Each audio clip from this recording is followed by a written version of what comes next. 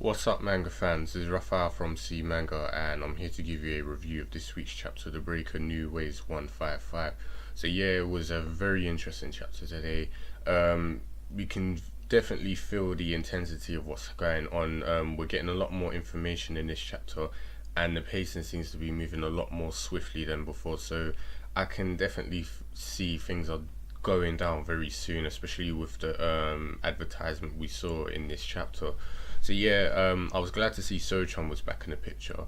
But what I found very strange was he's completely out of the loop and uninformed about what's going on. I mean, his brother-in-law, Jung-Hoo, and this guy from Base Soyok, I can't remember his name. Apparently he was introduced in the first chapter. I can't remember. I went back to look, but I didn't see him. But yeah, basically they inform him that Chung-Woo is reappeared, and he seemed shocked by that, and the fact that he attacked the Miram Alliance, and he was like, okay, I need to get over there. But what was and then weird was they were trying to contact in the Miram Alliance tried to contact So Chung as well, but he said, I haven't heard the phone ring at all. I haven't been contacted. And he finds it strange. It's like, I'm wondering what's going on with the phone. So I feel like he's definitely been phone tapped or blocked, because later on in the chapter he does mention that he's tried to contact the main house for his clan and Jae-Gal, sorry, and he's not getting through. So I feel like his clan is most likely keeping him out of the loop and blocking him out, and that's most likely Jae-Gal and Jung Chang, his uncles, doing the same thing when they were involved with SUC, and he had no idea what activities was going on with his clan. So I can probably see So-Chan is going to get very frustrated about this later, and most likely he's going to head over to the Miram Alliance and talk things out with Shi-Woon, most likely joining up, because his clan is being dishonored behind his back, and now it seems like his clan is most likely blocking out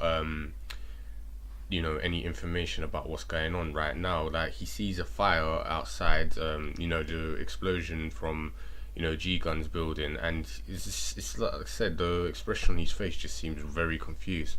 So yeah, the next part of the chapter I've liked was we see Shi-Woon and Ju-Sensei interacting, and initially Ju-Sensei was a bit disappointed with the request Shi-Woon asked for him in this chapter. He wants to be stronger, and he was mentally like saddened and disappointed, thinking that he was being different, but he's just like everyone else.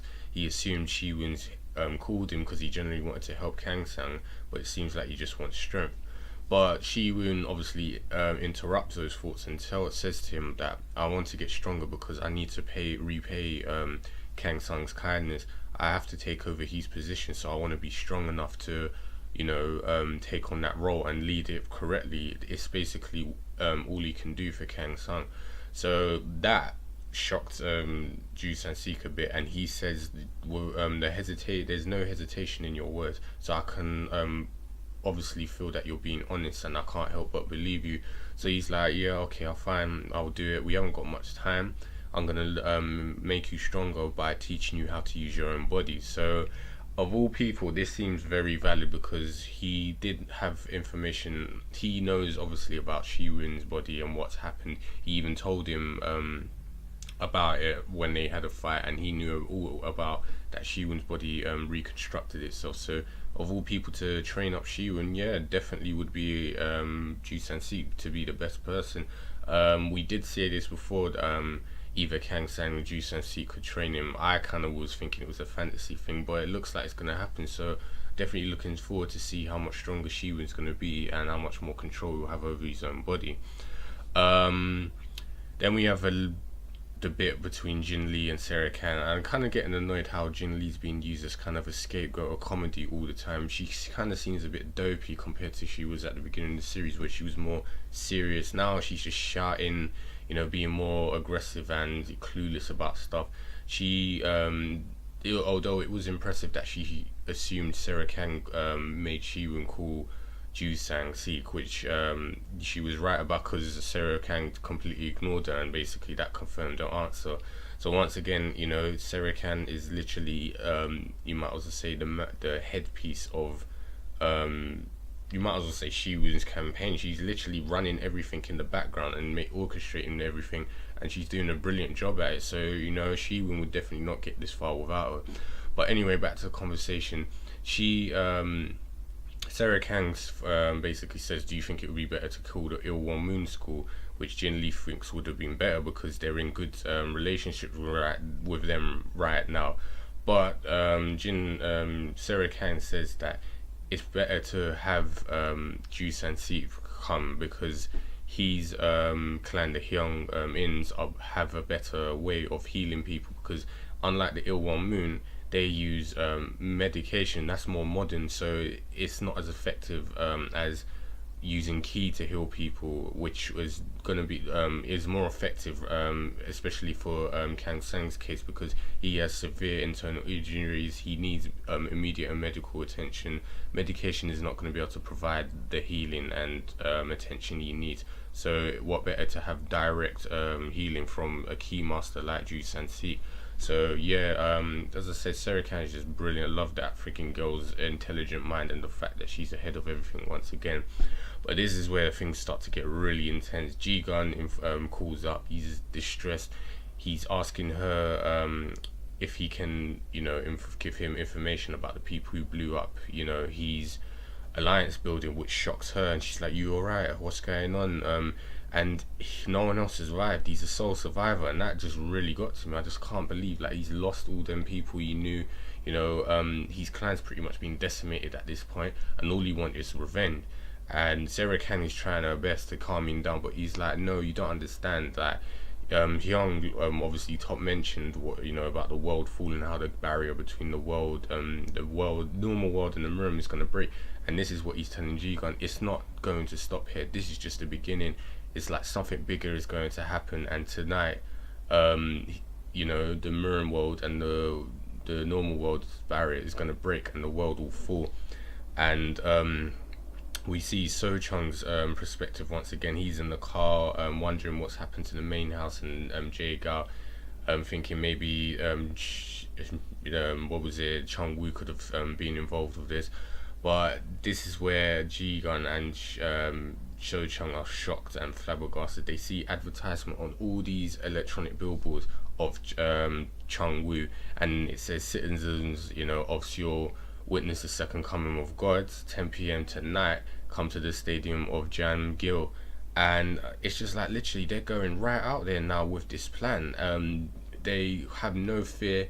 They really want to destroy and cause chaos between the mirror and the real world, and this is it. This is like one of the, you might as well say, the massive Seoul plan that we've been hearing about for a while.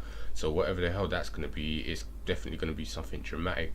But Ji-gun has got revenge in his eyes, and it looks like he's going to head over there right now because he knows exactly where to go.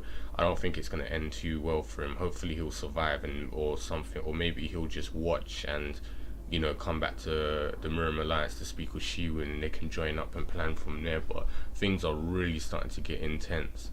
There's one thing I really want to know about this chapter is, was Kang-Sung healed already, or are they going to heal him? Because it seems like that was kind of overlooked, or maybe there was a time skip and that was already done. Hopefully we can see if Kang-Sung is healed or not. Although there's one thing I want to say before I finish. Obviously, I think Kang-Sung is very smart, because it seems like last chapter he already realized why Shi-Woon called Ju-San-Sik, which is obviously to strengthen himself. So he's basically said, "Yep, I've taken on the role," and Kang-Sung has acknowledged that and realizes how Shi-Woon's basically accepted it. He's got no choice.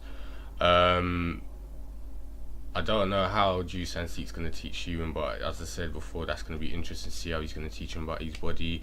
What the hell is the event in the stadium going to be? Is it going to be another more explosions, or is it going to be some sort of demonstration, a massive fight between the Mirror Alliance and the SUC and Black Forest Defense, something like that for all the world to see, and that will cause chaos. So-Chun is definitely most likely going to join up with Shi-Woon, and because his clan is in dire straits, and I don't think he has much of a choice right now, and they're in good terms anyway, so that could, they're gonna definitely need to join up to fight against Kaiser. And then obviously Kaiser himself now, this guy seems to be ahead of everything. What the hell is his next play gonna be? I can't wait to see. As I said, it just seems like it's pure chaos right now. So yeah, that's the chapter from me. I've rattled on a bit long, but as I said, I just got a lot to say and what to expect next time. If you guys enjoyed this and you have any comments about this chapter and the next one, leave them in the comment box below. Also, if you haven't already and you're new to the channel, subscribe for more content, as you'll find similar series like this being reviewed and you might find something you like. So yeah, hit the subscriber button and I'll speak to you guys next week.